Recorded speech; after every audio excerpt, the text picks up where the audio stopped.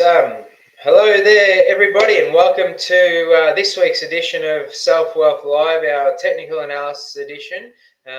This week we're going to talk about a few of the lessons we learned in 2024. So it should be a good show. We're also going to go through the markets, obviously, and if we've got some time, we'll go through a few tickers at the end as well. I'm excited about this show, Jason, because I always like to reflect a little bit about what happened last year. How are you going this week? Hey, Rog, it's good to be back for another edition of the show. I'm well. I'm looking forward to having a chat about all things stocks, looking at some of the lessons from last year. And I think it should be fun. It should be interesting. Of course, some good stock codes from the viewers at the end. They're always fun to go through. Yeah, we'll try and get through as many as we get. We get a lot, right? So sometimes we miss, unfortunately, but we do get a lot. So this show was, I wanted to do something around the theme of what we learned last year instead of like a regular one. So we might talk a little bit more, about these themes and these learnings, which I hope the viewers don't mind. Welcome everyone here, and thanks for coming back for another week. And if you're new to this, we welcome you as well. Feel free to pop any general questions you might have in the chat as well. We'll try and get to as many as we can in that hour to an hour and 15 that we generally go through each week. But before we get going, Jace, please, let's have a look at our wonderful disclaimer, please. Yeah, a quick note for everyone that everything we do today is general commentary only. There's no personal advice given. And I'm going to quickly put this, not that one. We're going to get to that in a moment. We're going to go for this one. So quick disclaimer, it just goes through that. And the other important point is I'm not part of Selfwealth. I'm a motion trader. That's my business. My details are at the top, licensing, etc. And just beneath there, you'll see the Selfwealth disclaimer. Again, reinforcing there's general commentary only, and licensing is all wrapped up in there. Fantastic. Thanks, Jason. All right, so we've had a big day in America, obviously. We've got a new president over there. Not to say that that's the cause of the market starting to do a bit of a turnaround at the moment, but let's start with our markets and let's start having a look at those first. How is this Aussie market positioned at the moment? Yeah, well, let's jump over to the chart. So we'll call up the chart of the ASX 200. And that's what we just have here on the screen. And this is shaping up as a We've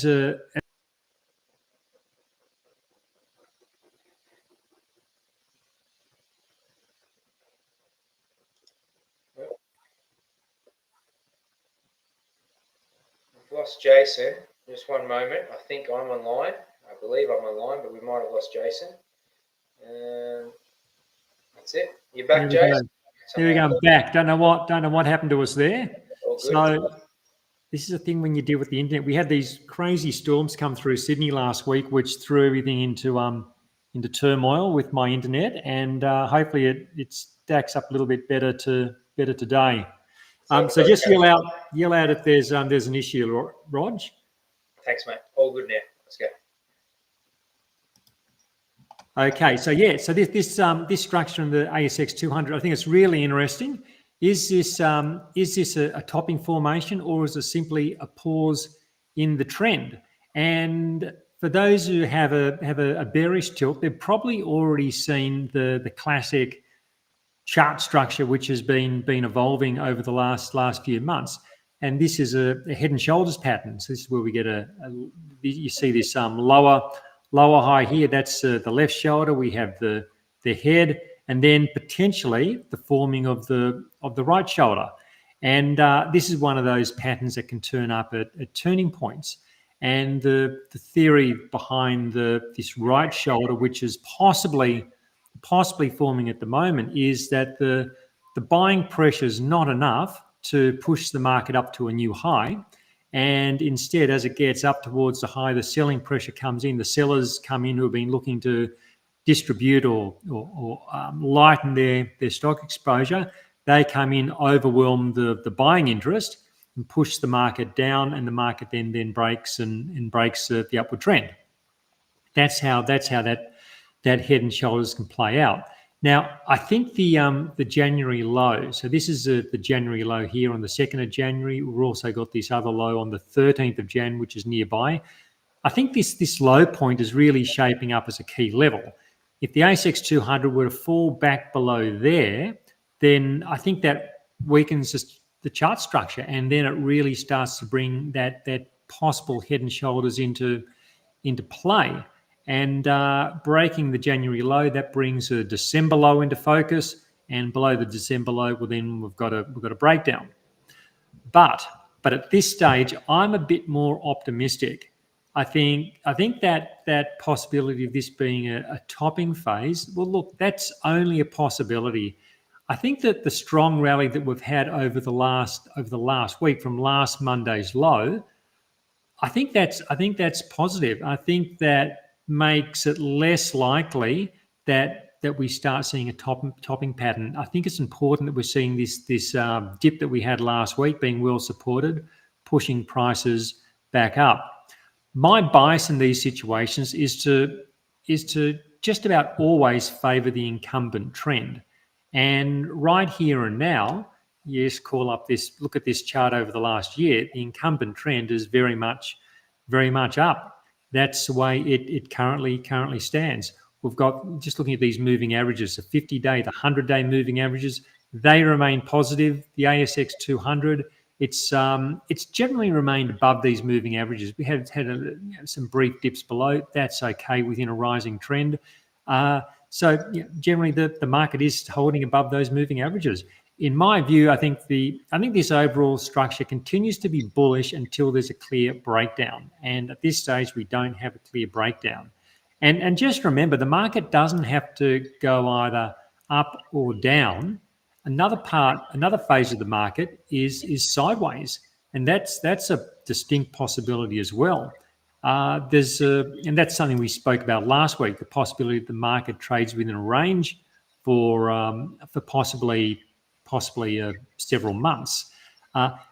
It could be a case that we just get more sideways chop before higher levels eventuate, maybe a few more months into the year. And I think this is where that strategy of using wide trailing stops, and we talk about this a lot, Rog, I think it's where the strategy of wide trailing stops really comes into play, because the idea with a wide trailing stop is it does help see off these periods of consolidation in the market. So if you've got a nice wide stop on your profitable stocks, you can hopefully see off the consolidations if that turned to be consolidations before higher levels, and stay in your best positions, which is a key to doing well over time, I think, holding onto those best positions. Now, a key component, which I want to show you, a key component of the ASX 200 is, of course, the financials. That's interesting to have a quick look at too. So this is ASX 200 financials ETF, and it shows you how the financials are tracking. And these have been trending higher for over a year now. Got those moving averages, nice trend above the averages. Prices have come back to the moving averages just over the last couple of months. At this stage, the dip is being well and truly supported. You can see the low here from about a week ago, and we've had buying off the 100-day moving average. So I would say that the dip is being supported. That's what we want to see in a rising trend. There've been three other notable pullbacks into the moving average region over the last year, and what we can see each and every time the dip was supported, prices moved higher. Now, I think the odds favour something similar happening again. It doesn't mean it has to happen. The trend, of course, can turn, but I think backing the trend is the path of least resistance, and I think that puts the odds in our favour if we back the trend over time. So just bringing this back to the ASX 200, I'm working on the basis that this overall trend remains up until proven otherwise. I'm happy holding on to stocks that remain in uptrends, and as I've just been saying, I'm managing my risk with those nice wide trailing stops. All right, fantastic. Kurt got a comment or question there from Kirby, and I would agree with him. Has the right shoulder already failed on that head and shoulders? How do we mean by the right shoulder failed? As in the market started to move too high for the shoulder to form? Yeah, I would say there. He says on the January the 8th, I would say where that right shoulder started dipping down, and then now it's broken that high there, which is what I would believe is the same as. Yeah, I think. I think and this is what I was saying, I think that the strength of the rally from last Monday, I think it makes the pattern less likely. It was looking more of a concern a week ago when prices were in 2 days. In 2 days, prices lost 5 days worth of upside down in 2 days. So if we looked at it at that point, the head and shoulders scenario was, I think it was looking a higher probability scenario then. Not saying it was likely or going to happen, but it was more likely than I think it looks now with that strong rally. But just looking at the price action from the day, like prices opened above yesterday's close, they've rallied, and just in the last hour they've come back and they're currently below the open. So there is some caution to be had in price action like that, and I think from a textbook case, I think the right shoulder remains in play until it really gets above the previous high.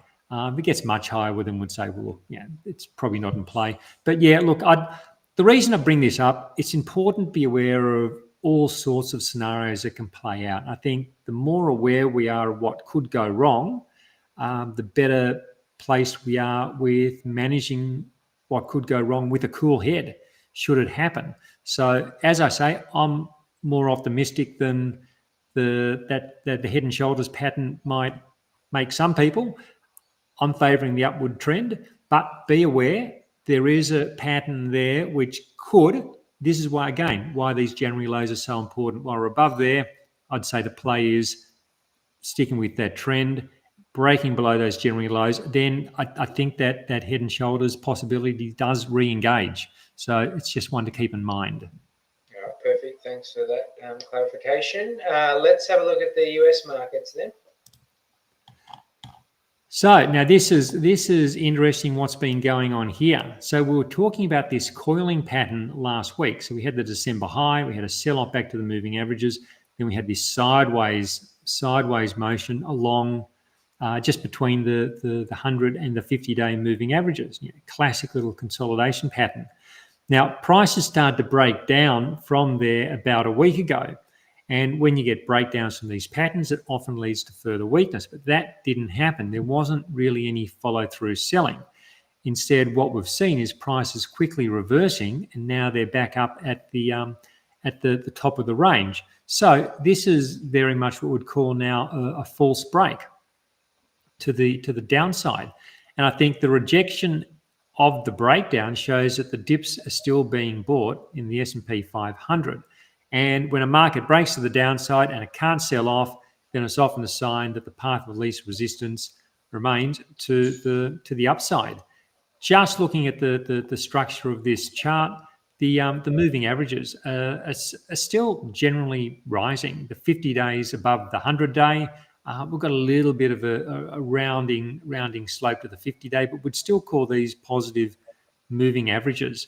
And the previous times the S&P 500 has been in this position over the last year, and this is where prices have come back towards the moving averages. That was April, August, and September. Buying of the dips quickly emerged. In each of these cases, the August one took us below briefly, and then the buying came back in. So at this stage, it looks like the same sort of play is going on. Prices have come back to the averages, and now we're getting that rebound off and the buying of the dip. I think that if last week's low now comes in as a key level.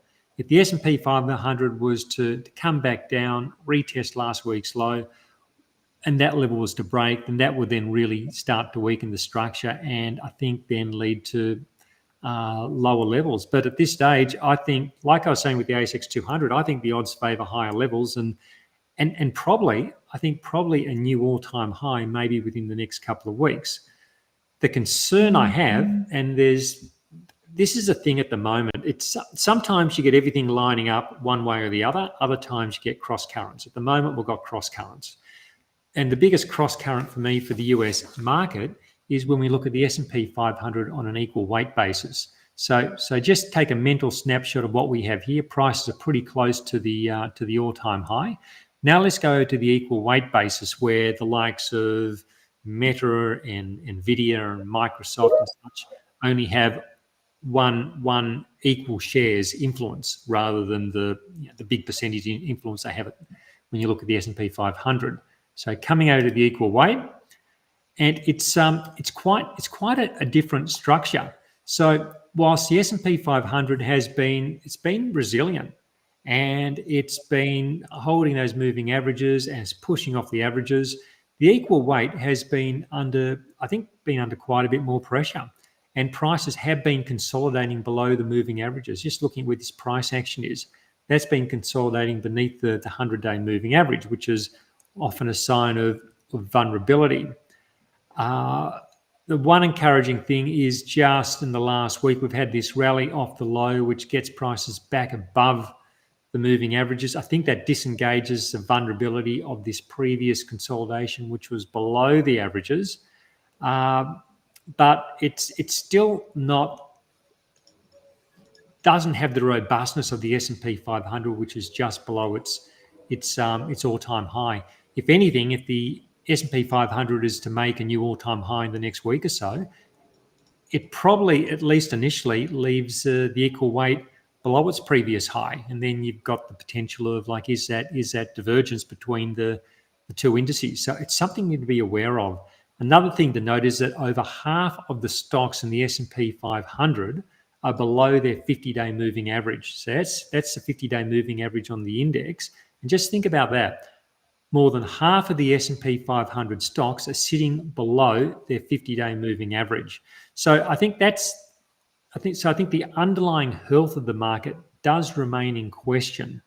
Coming back to the S&P 500, so how do you manage your portfolio when you have conflicting signals? Well, as I was saying with the ASX 200, my preference is to side with the incumbent trend, which is up. We do have some warning signs that shouldn't be ignored, but until we get a clear breakdown, and this is the thing, until we get a clear breakdown, which we currently don't have, I think the trend remains up. So that remains the way to manage a portfolio, working the basis that the trend is up. For me, this means staying long, but I have scaled back some risk.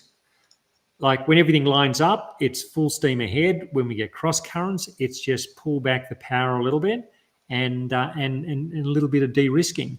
So I'll stay open-minded. I don't have a preconceived idea of where the market should go. Should it go up? Should it go down?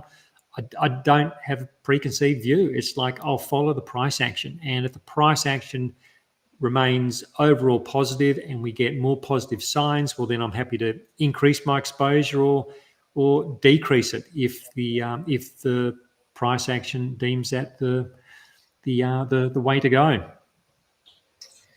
All right. Let's have a look at Hong Kong then. So quick jump over to Hong Kong, and this remains a market that isn't really trending. And when that's the case, when we don't have trends, I'd rather just stay out.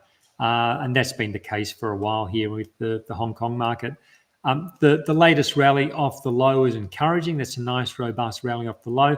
The key is going to be, can it hold on to those recent gains? And the way this has been working for the last few months is it hasn't done a good job of holding on to gains. So look at this most recent strong rally in December. It just quickly gave back the gains. So the first step in this turning around is to get a nice strong rally and have the market hold on to most of those gains, and then start to push higher from there. And that would then potentially open up an opportunity. But for now, I think I'd probably rather just stay on the sidelines, just continue to monitor this one.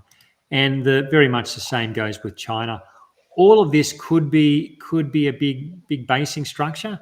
There's certainly the possibility for this to turn into something bullish, but I want to see prices rally and hold their gains, as I was saying with the Hang Seng, and then break above the December and November highs to start getting some upward momentum, prices holding on to gains.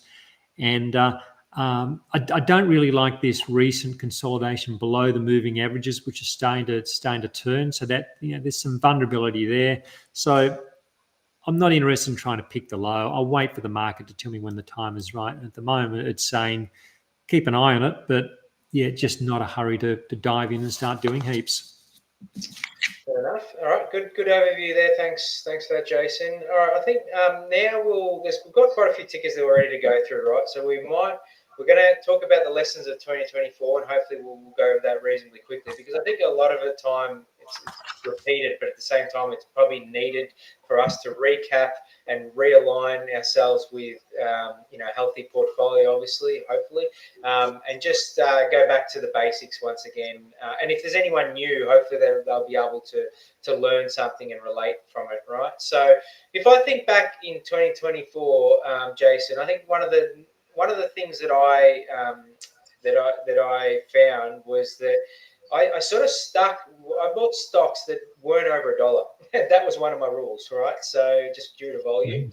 And I found like I've got 2 or 3 of the biggest stocks that are up at 300, 200%, and they're sort of carrying my portfolio into the double-digit percentage gains at the moment, right? And I think it's that ability to look for things that are not just the big caps or the large caps, right? But having a system that finds things outside of that as well. What do you think? I think, Roger, that's really important. I think it's a great point that you make. Many of the best performers each year, pretty much each and every year, many of the best performers come from outside the ASX 200. Now, that doesn't mean speculative 2-cent mining stocks. They can sometimes appear in the best list, but often they're not the standout performers. The best performers are often stocks which are sitting either just outside the ASX 300 or maybe just outside the All Ordinaries, which is the top 500. And you think many of the big household names that many people will know, many of them start out as small or mid cap stocks. So the big gains are often in that phase when a stock goes from a smaller stock into a mid-sized stock, and people start to pay attention. Like I'm just thinking, like through Motion Trader, because I did a report on this a couple of weeks ago. Some of the biggest performers that Motion Trader picked up in 2024, like just think of some of these names. Like how many people would know these names? Stocks like SKS Technologies or Orthocell or Beforepay or AI Media Technology or Smart Parking. Like how many people would actually know these stocks? And this is after they've run big double digits or triple digits. In the case of SKS Technologies, it's up something like 500 or 600%. And still, most people don't know about it. And this is what happens when you have the ability to look outside the big stocks, which the funds are focused on and the brokers are focused on. For me, this is the beauty of being able to use price data and analyze price data because I can cover the whole market quickly and using momentum as sort of like you're using momentum as the ripples in the water to pick the movement in some of these emerging trends at a relatively early stage, and then jumping on board and using risk management. So when a lot of people hear small caps or smaller stocks, they think high risk, really volatile, really dangerous to their wealth. I don't think that's the case. I think you can trade all sorts of stocks if you've got good processes in place. So you spread your risk. You don't just put 100% into one 20-cent stock and hope for the best. You might have a portfolio of 20 or 30 or 40 stocks. So if one stock in a 40 stock portfolio gets into a big spike in volatility, well, it's 1/40th of a portfolio. It's really not going to have that bigger impact. But if one of those stocks happens to go, as you were saying, you'll get a few stocks up a couple of 100%. You only need maybe like 5% of your portfolio or 10% of your portfolio to really get a move along, and that can make a market-beating portfolio. And then you're going to get some losses, you're going to get some modest gains, and they're going to maybe cancel one another out more or less. And your big performance comes from those ones which run a long way. And I think the odds favour the ones that run a long way are going to be those stocks which are less well known. We're not talking, as I say, we're not talking about stocks with a $10 million market cap. A good smaller stock might be a $100 million market cap. It's not the local fish and chip shop. It's like a big business which is doing stuff. But in the scale of the ASX, it's at the smaller end. And this is where we can get our performance. So, yeah, I think very much have those processes where you can find those stocks, but then also have those processes so then you can manage the risk in those stocks. And it's not just managing the downside risk, it's also managing the upside. How do you maximize your gains? This is all part of having a complete process to identifying and managing your portfolio. Yeah, that's exactly. I think you mentioned before when you initially started was that talking about. I actually, whilst I look for these stocks that are $100, I avoid the ones that have very little liquidity in them. And Neil was mentioning about good volumes before, so I'll always look at the volume traded on that stock. If it's a 2-cent stock and I know that it doesn't trade that much, I know it could be hard to get out of, I kind of avoid those as well, right? So obviously everyone's different. Everyone has different goals. One of mine is growth in the portfolio, obviously. But how would you talk around that? Trying to avoid those low liquid stocks. Yeah, if like you've got to be able to get in, you've got to be able to get out in a reasonable fashion. And so I always look at the liquidity. Where's how much is on the bid and the offer generally? How often does it trade? It's interesting that you say you look for stocks under $1. I don't mind buying stocks which are above $1 because a lot of small to mid cap stocks can be above $1.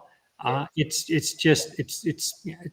It's price times shares on issue equals market cap. So maybe a higher price, but there may be less shares, but it still comes to what would qualify as a small to mid cap. So I'd rather not limit myself just by a particular price point, but it's looking at a category generally. So for me, it's stocks which come into this category here. Let me just quickly show you. It's the emerging companies, and this is an index which most people I don't think know exists.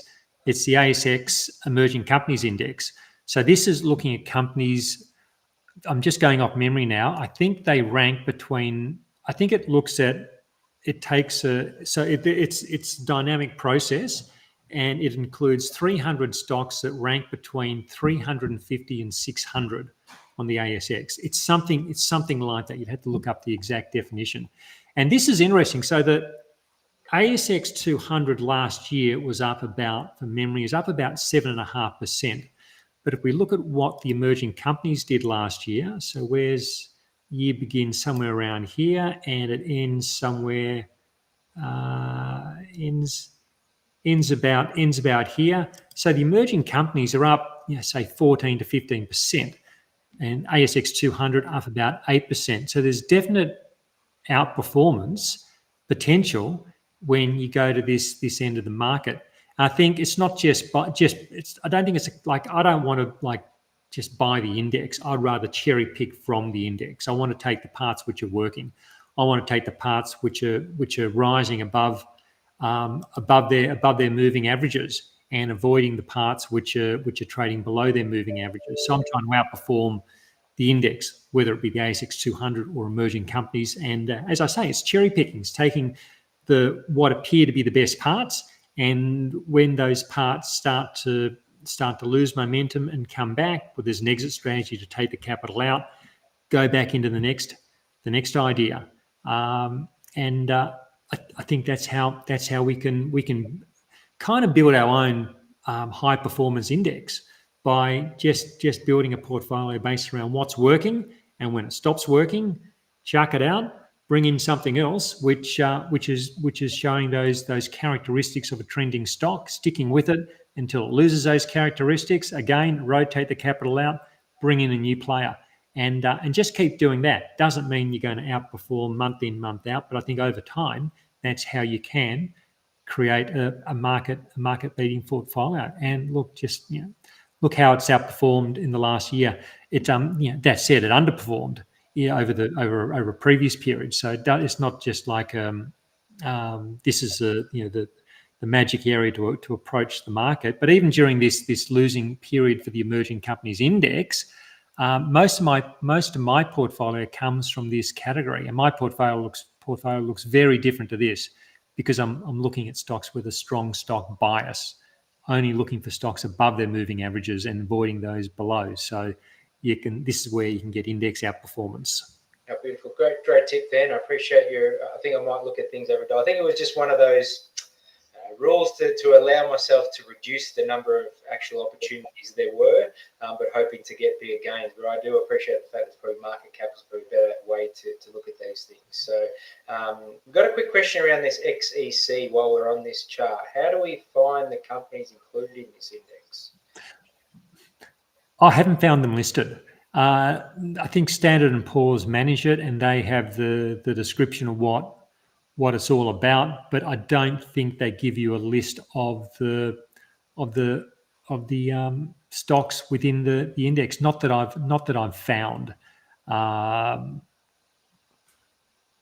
It's like, look, it's with the Motion Trader service, it's all the stocks which come up in the particular the extreme motion category. They're all pretty much largely from the emerging companies index. So I'm identifying them through the price action, but I don't think there's a list that you can just go through and look at. That tells you it's you could look what you can do. You could call up a list of the All Ordinaries, which is a top 500, and you just sort by market cap and looking at the lower 200 or 150 stocks, and that's giving you stocks which are around that universe. But then how you look beyond there to get the ones from ranking from say 500 to 600. I'm not quite sure. That's the sort of thing I do with my algorithmic scans, but I'm not sure how you do that without that sort of data and platform that I use. All right. I've got a quick question here around these indexes, actually. I might stick with it at the moment. Should we normally assume that the capital weighted index would lead the equal weight index? No. They chop and change over time. There'll be periods where the equal weight will lead, and there'll be periods where the ASX 200 market cap will lead. It depends. Like there are times where BHP and CBA and a few of the other big stocks are really doing a lot of the running, but then there'll be times when the big cap stocks kind of go sideways, and it's sort of the mid end of the market which is performing well, and that's where you can get outperformance in the equal weight. So you can just call up an overlay of the ASX 200 and the equal weight, and on a percentage basis, and just compare them over time. So you'll find, you've got those periods.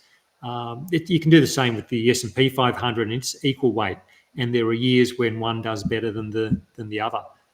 So there's it's definitely worth keeping an eye on both and seeing where the outperformance is at the time, and that can also give you clues as to what's the underlying health of the market. If the market's just being pulled higher by the big stocks, and on an equal weighted basis the market's struggling, it can be a sign that the underlying health of the market is starting to wane. So I think they complement one another, and they're good to look at in conjunction. All right, fantastic. Thanks, Jason. All right, the second lesson for me, I think last year was once again, well, not once again, because I think I did it better than ever. And I reckon as a student of yours, Jason, I reckon you'd be happy. But I think sticking to the plan, which meant cutting my losses without fail and without emotion, and just sticking to that plan, right? So. Yeah, look, I think you nail it when you say sticking to a plan. And so a plan involves more than one thing. It's like you're thinking about how you're going to get into a stock, how you're going to build a portfolio around the number of stocks in the portfolio, the size of each position, how you're going to maximize your profits, how you're going to sell your losing stocks, which is what we're basically talking about here. But a plan is an all-encompassing almost like it's an all-encompassing approach to how you're going to come towards the market. I think part of any good plan involves a strategy for dealing with losing trades, and it's really good, Roger. There's something that it's an area so many people underperform in. I think their strategy for losing trades. I think the strategy for a lot of people that are losing trade is just keep holding and wait for it to come good, or maybe average down. It's like, I think averaging down is probably the worst strategy ever for underperforming stocks. It's like a stock which has been in the news, like comes to mind, has been in the news recently, is Star Group, or Star Entertainment. And just pulling up a chart of this. Now, this has been a disaster for the last 3 years. And just come back over, let's go back in time a little bit. So it broke down below its moving averages back in October 2021, consolidating below the averages. Structurally, it weakens, it becomes vulnerable, and in this case, it starts to break lower and just continues to trend lower. Now, all the way through here, you get these rallies back to the averages. So we'd call these bear market rallies. But there's someone, of course, buying. Every print on this chart, there's a seller, but there's also a buyer. Who are the people buying at this point? So I'd suggest the play here is like, you need the strategy for exiting when it stops working. So it's no longer working. Where's your stop loss? Where are you getting out? But as I say, a lot of people don't have that strategy for getting out. Instead, they do things like averaging down and so on. And people trying to pick the low, trying to get in at the low, thinking you're going to quickly make a lot of money. But this is why I think it's so important to study the structure of a particular stock. Question one: is it above rising moving averages or below falling moving averages? Just ask yourself that with each stock you look at, and that can really help frame up what your next move should be. And in this case, this has fallen. If you didn't have risk management, it's you're almost down 100%. And people are still buying it, and still hearing reports on the news about buyers coming in and snapping up big blocks of stock. It continues to fall. So a lot of people never learn these lessons. Exit stocks which aren't working, and steer clear of stocks which are below declining moving averages. At some point, some of these stocks bottom, and yes, you can get the low, but I think the odds favour that you lose plenty of money. And it's not just Star Group. We could call up a stock like like Domino's is another one which appeared in one of the worst performers in the ASX 200 last year. And look again, it's a stock which had been showing signs of trending, but then they came out with a profit downgrade or a negative trading update. Shares gap lower. The disciplined approach would be to use a stop loss, cut the position, move away. How many people wouldn't have done that and just held on, and a bad position gets worse? All the while, that money could have been taken out, take a loss early, and redeployed into something else which maybe could have done well. So I think with the stock market, we want to, fail early, fail quickly. If it's not working, get out fairly quickly and get out fairly cheaply. Don't hold these stocks which just drag your portfolio down, because I think a lot of people, unfortunately, Rog, a lot of people do that, and you see these portfolios where they're just littered by a few bombs down the bottom, where you got these stocks which are down 50 or 70 or 80% or more. So disciplined approach to cutting losses, because big losses are largely avoidable if you've got a disciplined approach and plan to getting out. It's something we should always consider when we get into a stock. What's our plan for getting out? And it's about preparing to be wrong, really, isn't it? It's everything we buy, we should prepare to be wrong. Forget all this high conviction stuff which you see around. I shake my head every time I look at my inbox and I've got a high conviction tip from a newswire service. It's like, forget about high conviction and going, because as soon as you got high conviction, you're probably not thinking about your exit strategy because you expect to be right. Don't do that. I think expect to be wrong and plan to be wrong. And if you're right, great. Let's now work on our plan for maximizing profits. But first of all, let's plan to be wrong. And so if we are, it's not a complete calamity like it has been for a lot of investors in stocks like Star. Yeah, and going on that the theme of planning to be wrong, on the opposite side, a lot of people would say, well, I've held into this stock on this down period, but then all of a sudden it may have gone up. And I remember one of the stocks that I hit my stop loss, and then one of the viewers brought it up, and I remember holding it, and I told you about this, Jason, and it was up. Had I held it, had it not just hit my stop loss and I cut it out, had I held it, it would have been up about 600% at that point, right? And while you think, oh my God, why didn't I hold it?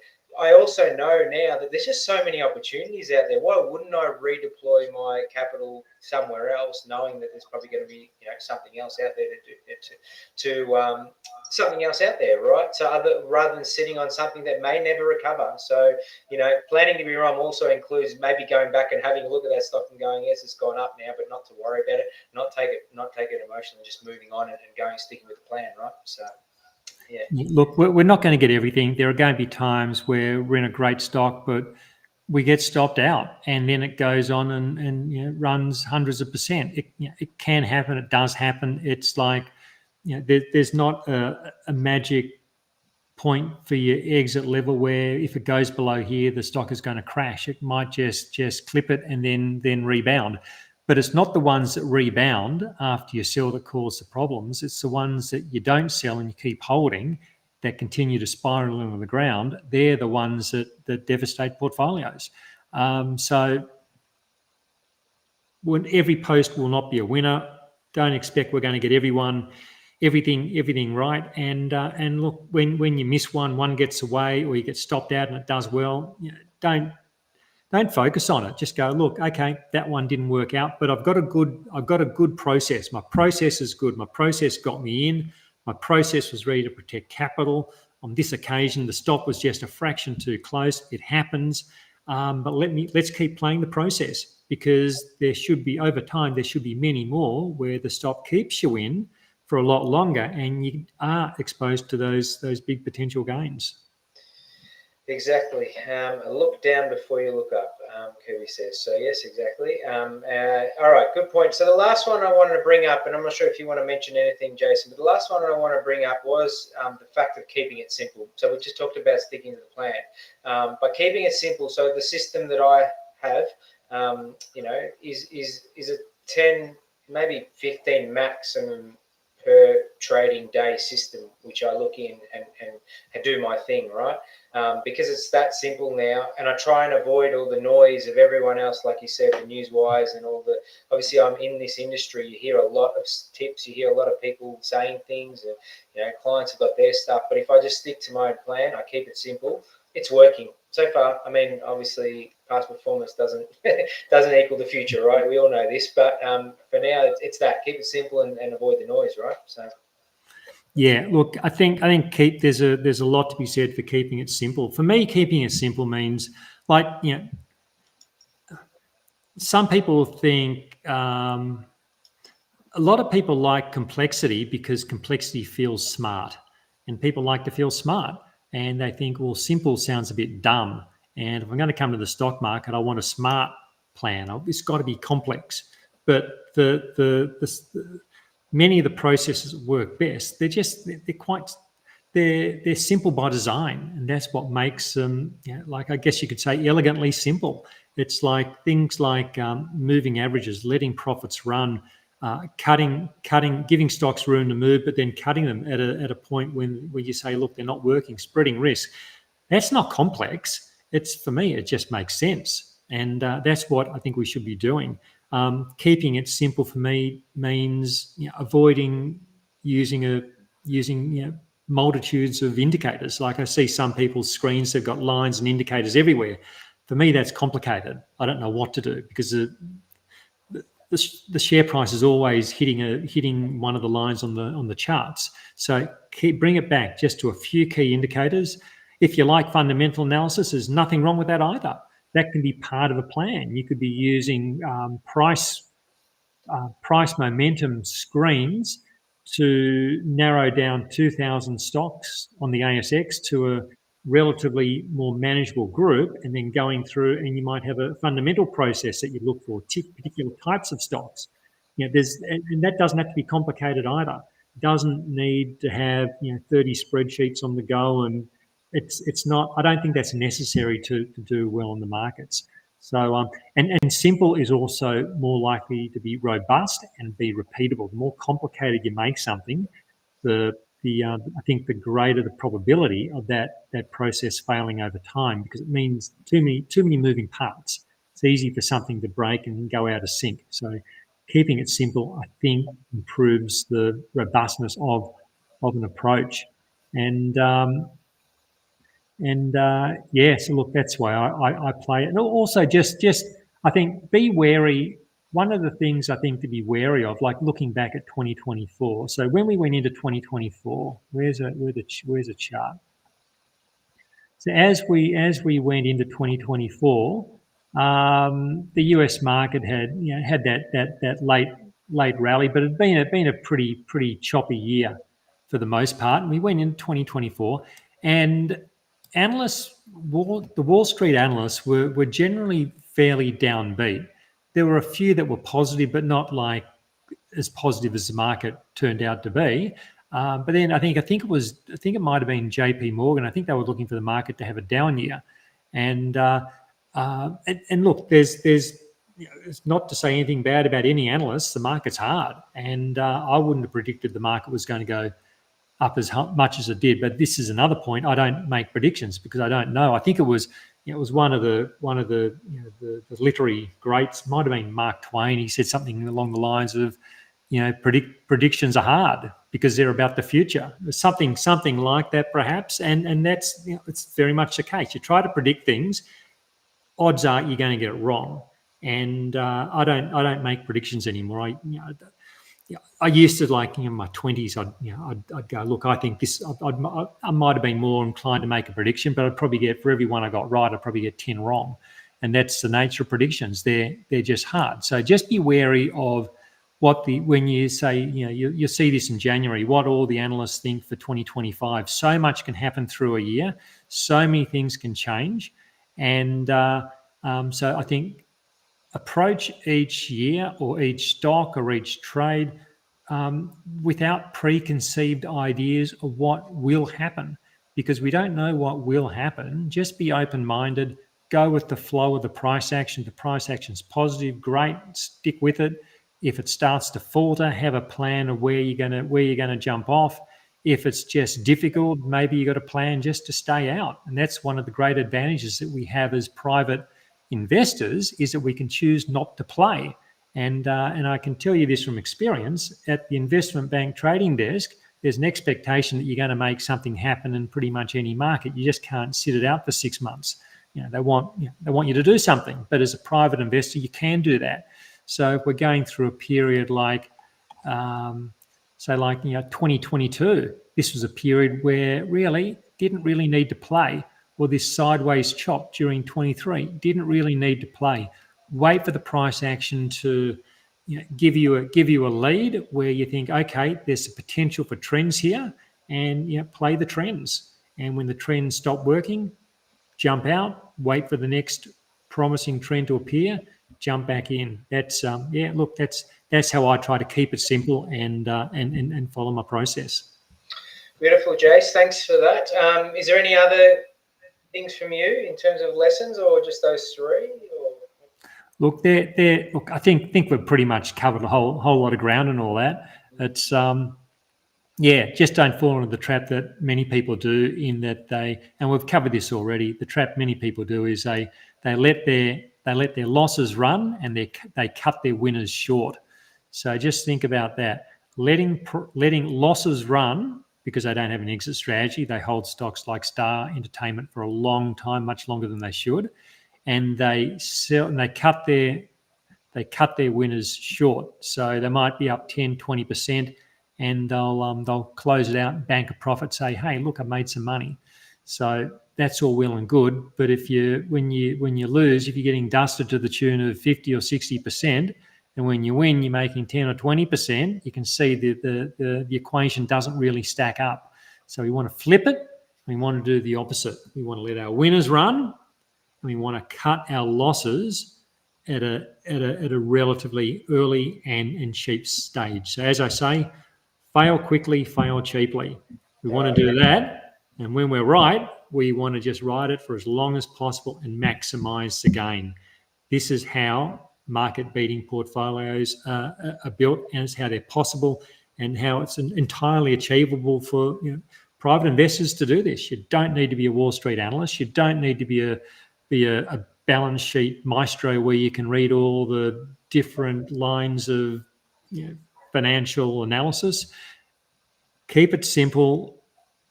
Look at the trends. If you like to overlay some fundamentals, fine, do that. But you're just approaching it from that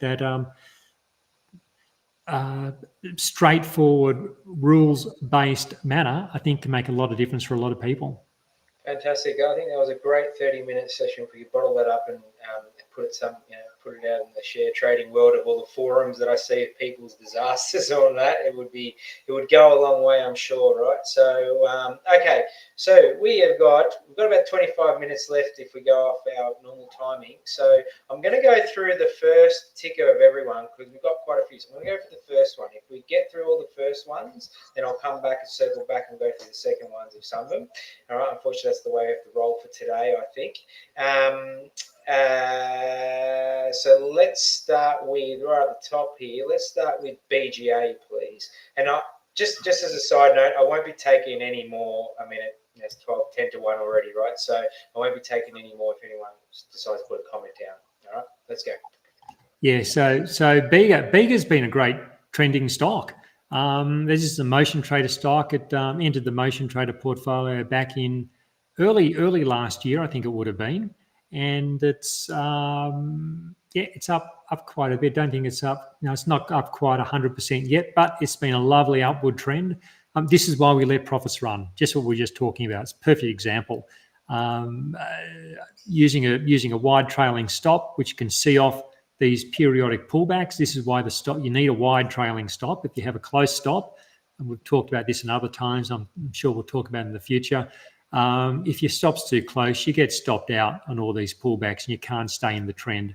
So wide enough for me. So I think at least below the 100-day moving average for a medium-term trend following, preferably a little bit lower, because you do often get these excursions, brief excursions below, even within a nice smooth upward trend. But this has been, it's been textbook. It rallies, moves sideways towards the averages, rallies sideways into the averages, rallies again. And you can see how it's just steps higher, rallies sideways into the averages, rallies.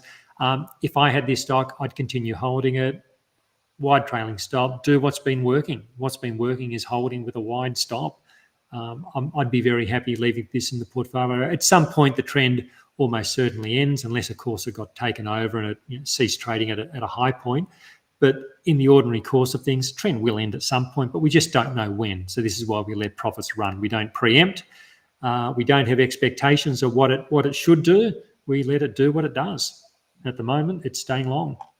Beautiful. Let's get on to CAT, please. And this has been another nice trend, and I know that because I've got this stock myself. Very much everything I just said plays. So it's been in the motion trader portfolio since possibly from back in mid-2023. So I'm just looking at where the moving averages, where it went from below the averages to above and the averages crossed. Then we had a price breakout. So that's probably the entry point. I think the wide stop might have seen off this pullback. If a stop loss was triggered, so you had an entry point, it didn't work for the first few months, a stop loss could have been triggered, in which case there would have been another entry point as it starts to rally back above the moving averages.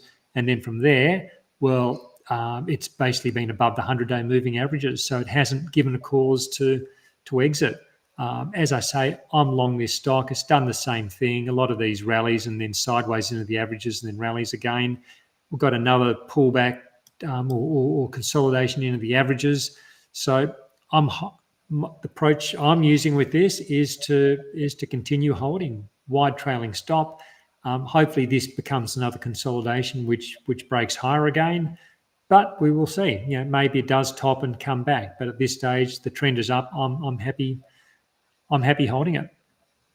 Okay, we've got TMG. This is an interesting one. A member brought to my attention last week. It's one of those ones which I don't like. This is not a motion traded stock because it's too small and too volatile. So I can use a volatility filter which removes a lot of these smaller, like these 1-2 cent stocks, and you get some good ones which we miss, but when you're down in the realms of the 1 and 2 centers, there are so many that spike up and spike back down. So it's a trickier area of the market. This one here, well, it's it had been breaking out of this area of consolidation. So you can see it's had that. So it's rallied and it's come back into the moving averages, started to break out, but just today it's started to come back into this previous range, which weakens the structure. I would have liked to have seen it like hold above the breakout point. It's not a stock I'd buy it at this point with this pullback back into the averages, but if I was in this one, I could give this a little bit. Depends where you're in. It's such a hard stock. If I was in from levels back towards 2 cents, I'd probably be prepared to give this to somewhere below the 100-day moving average. But if I'd bought the breakout, well, I'd probably have to have a closer stop because you end up having quite a big percentage decline. So if I was in late on a breakout, I'd probably have a stop below the 50-day moving average and say, look, it hasn't. The breakout's failed. I'll jump out, but I'll probably give it a little bit longer in case it's a brief pullback and then it's back above. It's not a stock I'd look to trade, but it's one you never know. Some of these small stocks can become much larger stocks if they find the right mineral base that they're looking for. So always have an open mind, but yeah, it is a higher risk situation. Okay, let's have a look at Zip.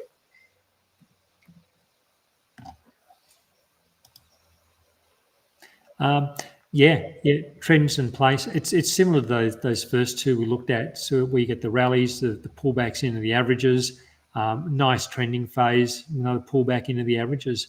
If I had it, I'd be happy holding it. Stop would be below the 100-day moving average somewhere, so giving it plenty of room to move. I feel the odds favour a break to a new higher high. But time will tell. At this stage, though, the trend is very much in place. And as we've been through with all the things we've talked about today with the ASX 200 and S&P 500 incumbent trends, all of that, the incumbent trend is very much to the upside at this point. So that's the way I'd want to play it. Yeah. MSB?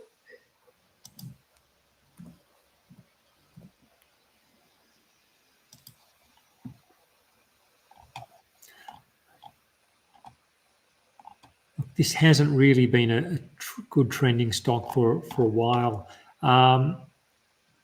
It's one I wouldn't be in at the moment because it has had this period below the moving averages. So if I had been in it from an earlier stage, like it looked like maybe it was starting to break higher back mid last year, but it didn't go on with it. Came back down, ends up below the moving averages. I would have. I actually did have this stock in my portfolio at some stage. I don't remember where I exited it, but it may well have been around this period around August where I'd gotten in. It just hadn't gone on. I'd been in there for 3 months. It was back below my entry price, so I closed it out and moved on. And it's given no reason for me to look at it since because it's just been edging lower below these declining moving averages. So I'd leave this one alone. If someone was in it, well, there can be all sorts of reasons why someone might continue to hold, but I'd be aware where I'd be thinking, look, where's my exit point? Where's my line of the sand where I say enough's enough? For me, it could be it could be the December low. Could be a point to say, look, it's had this big pullback. Maybe this is the early stages of a turnaround, as rallied, as pulled back, and now it's going to start moving higher again. But it'd be hard to support it for me below the December low. So I'd have a point of retreat, because we don't want to have a Star Entertainment on our hands. Not saying this is going to turn into one, but we never know. Some stocks do turn into those disaster stories. So I would have a line in the sand for getting out. And but I wouldn't be looking to get into this stock until we saw more positive price action, which could develop over the next month or so. But for me, not at the moment. All right. Well, next one up is OBM.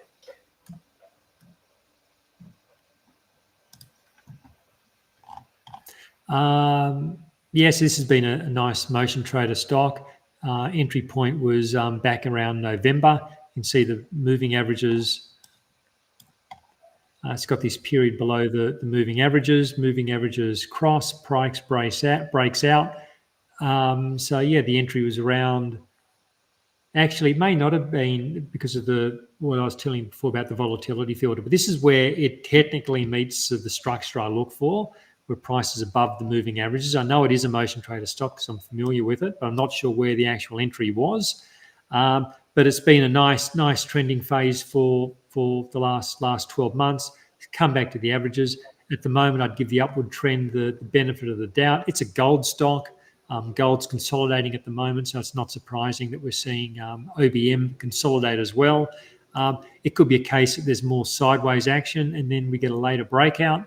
So if I had it, I'd be happy holding it. Again, wide trailing stop. If I wanted to buy gold stock, like one option could be buying a break above the June high. Like maybe we do get some sideways price action, and if we get a breakout, that could be an entry point there. It could be bought at current levels, but then you've got to be aware, like maybe there's going to be sideways chop for several months, or maybe it pulls back even further. So if I wasn't in it, I'd prefer just to watch it, see what sort of price action we get, because that can help us to find where a good, relatively low risk entry point might be. So for me, hold if I'm in, wait if I'm not. Okay, fantastic. Next one to have a look at is GOR.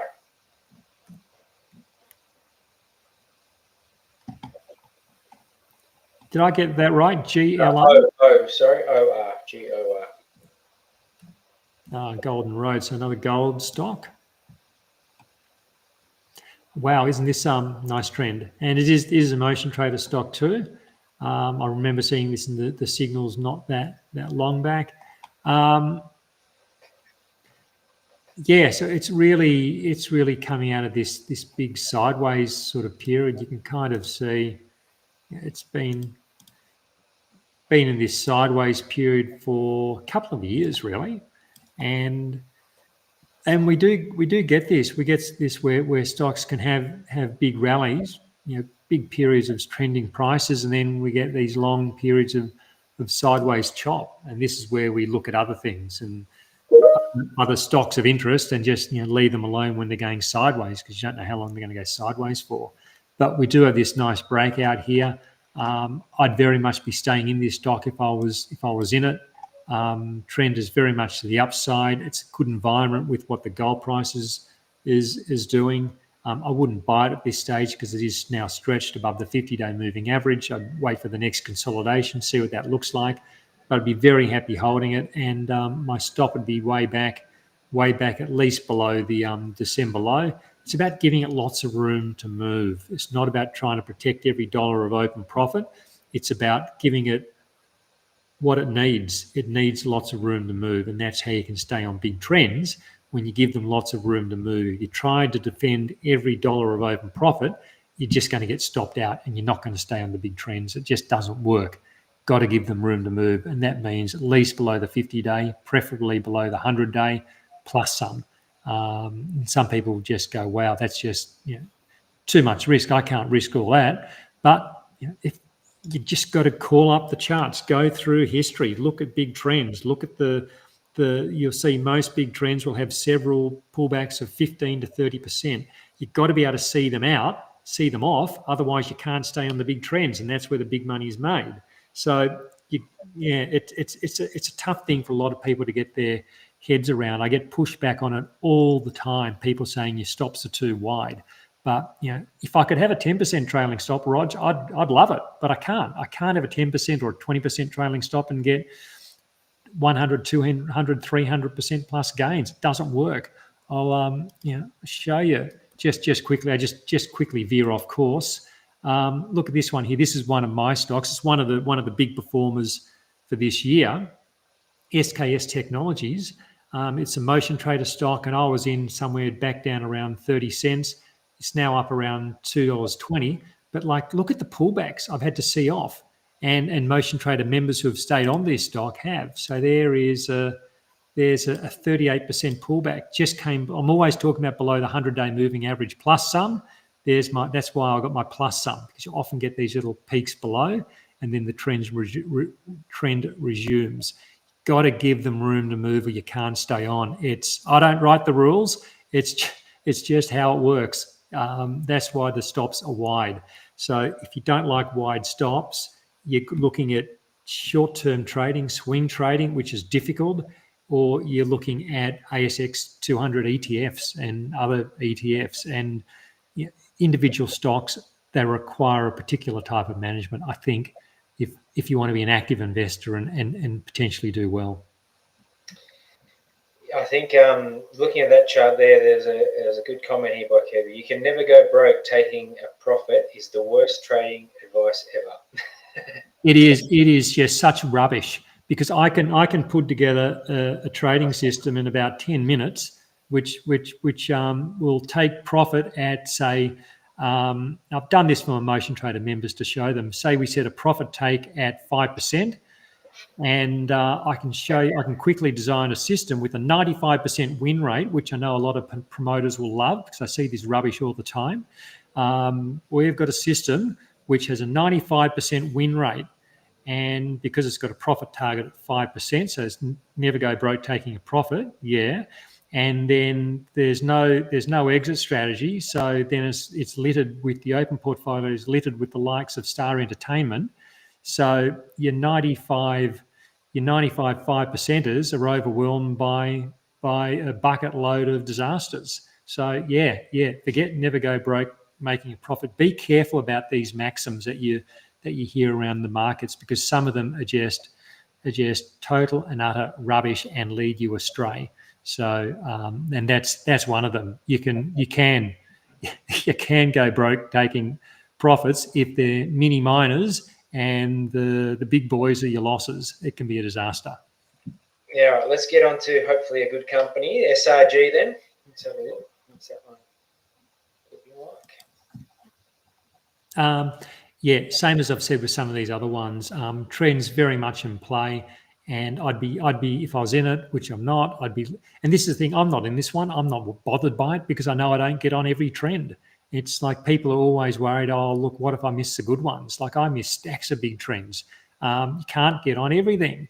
It's a numbers game. It's about a sample size. You want to have a large enough portfolio that, like, at least 20 stocks, I think, preferably probably a few more. But so you're statistically likely to get a sample of the good ones or the really big ones, and that's what makes a strong portfolio. This one here, it's lovely uptrend. Trend still in place. I'd be happy holding it. Is it all-time highs? May well be all-time highs. People worry about all-time highs. I think, oh, well, it can't go any higher. It's at an all-time high. But buying stocks at all-time highs could be part of a winning strategy, because you're buying something that's working. And I'd rather buy a stock at an all-time high than a 5-year low or a 12-month low. Buy what's working, hold what's working, exit what's not. All right. What about WOW? WOW.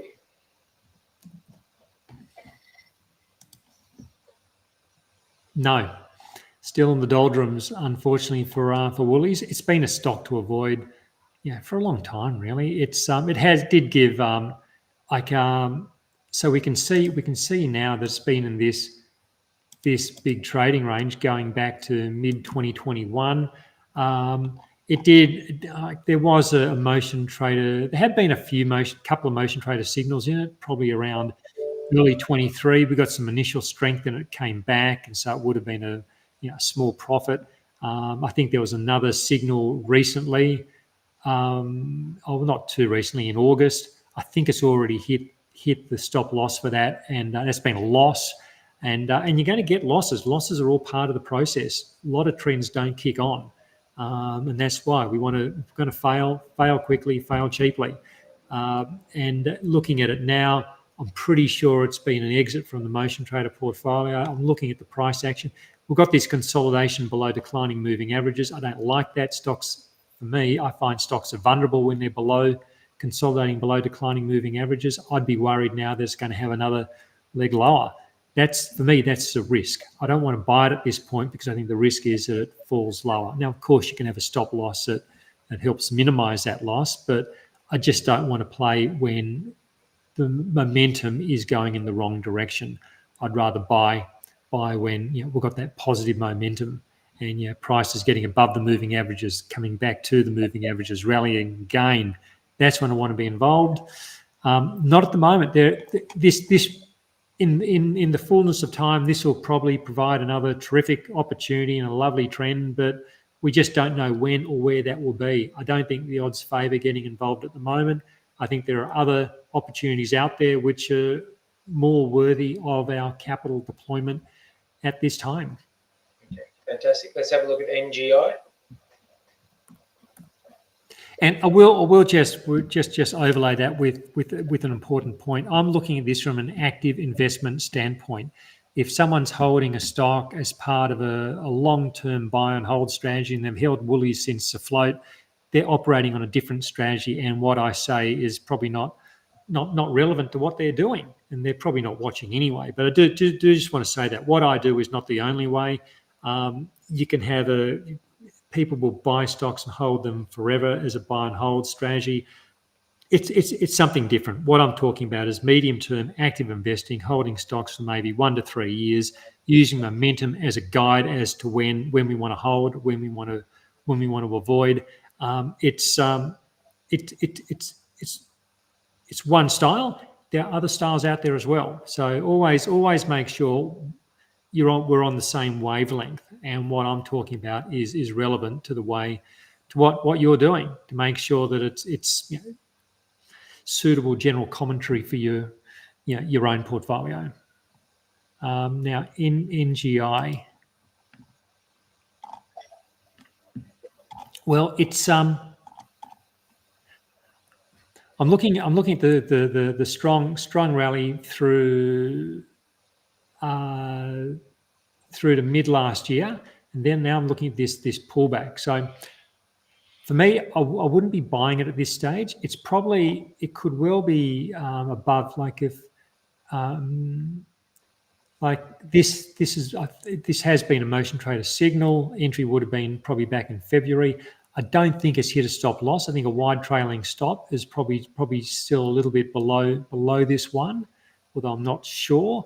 It looks corrective the way it's come back. You can see how the rally is strong. It goes a long way relatively quickly, whereas the pullback has taken longer and it hasn't come back as far. So the pullback is holding on to most of the previous gains. So it looks corrective. So if I had this in my portfolio and I was in profit, and it was above my trailing stop, I'd be keeping it on the basis that I think there's a reasonable chance that the upward trend re-engages and we get higher levels. That said, I wouldn't buy it at this stage. I'd want to buy into a bit more strength. Maybe if it were to break above the December high, and that would break this sequence of lower lows that we have. So if we could break the December high, that could be a signal that the stock is regaining momentum. That could be an entry point, could be an adding point. Stop loss for me would probably at this stage probably not be too far below the those recent lows. Breaks below there, I use a calculated stop loss, ATR-based stop loss, which uses a stock's average trading range. So the 100 days is an approximation of it, but it's like the 100-day plus some. So I'd say I'd still be holding, but I'm saying I'm optimistic on it, but I'd like to see a breakout to see more momentum coming in. Okay. We'll finish off on this one here, which is PRN.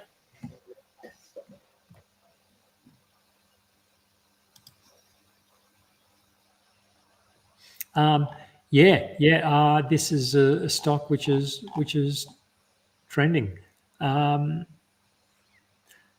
So initial buy, motion trader buy for this. I can't remember where it was. Might have been around mid-year, and it's taken a few months for this stock to get moving. And this often happens with stocks. You get the initial signs of momentum, but momentum does take time to build in a lot of cases. This one's taken a bit of time, but now it's really gotten going nicely. It's coming back to the averages now, which is a healthy and normal part of an upward trend, particularly when prices get extended above the 50-day moving average. We often see they come back and consolidate. But if I had this, I'd be more than happy holding it.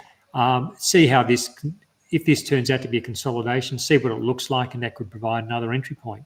For me, though, I'd be happy holding it with my wide trailing stop somewhere down below the 100-day moving average.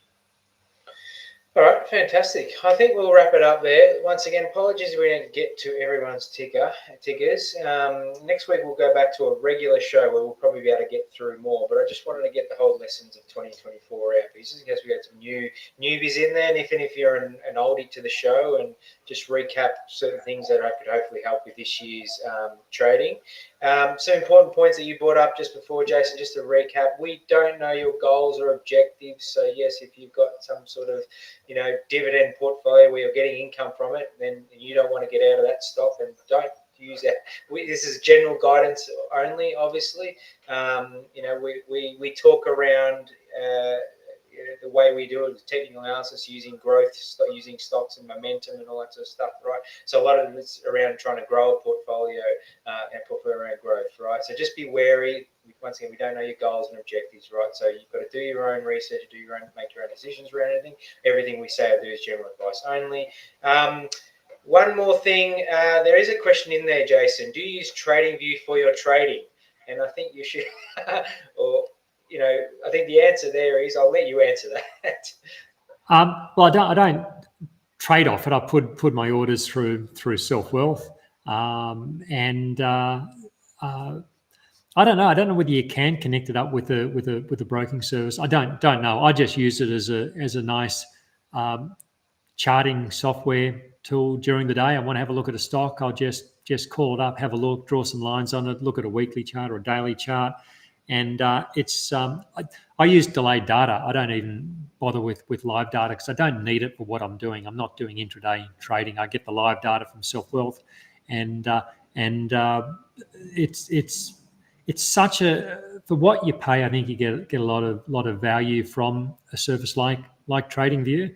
But again, just look around, find what works for you, and some people have asked me, look, do I need to get the live data? And it's like, depends what you want to do. For a lot of people, you don't need to spend the money on live data. 20-minute delayed will be fine in many situations when you have live data coming through from your broker. Yeah, thanks for that, Jace. All right, so yes, I'm from Selfwealth. So if you do want to try out Selfwealth, you never use Selfwealth, and there's a link down below. You can get yourself some free trades down there. If you want to check out Jason's service, it is at motiontrader.com.au. Over that side, there's a link for his trial down on the YouTube video as well. Those that are here every week, thank you very much. And those, if you have your first timer, thanks for coming and watching. We much appreciate it. And we will see you again next week. Thanks, Jace. Thanks for everything. That's been fun, Rog. Thank you, everyone, for joining us. Look forward to next week. Take care. Bye-bye.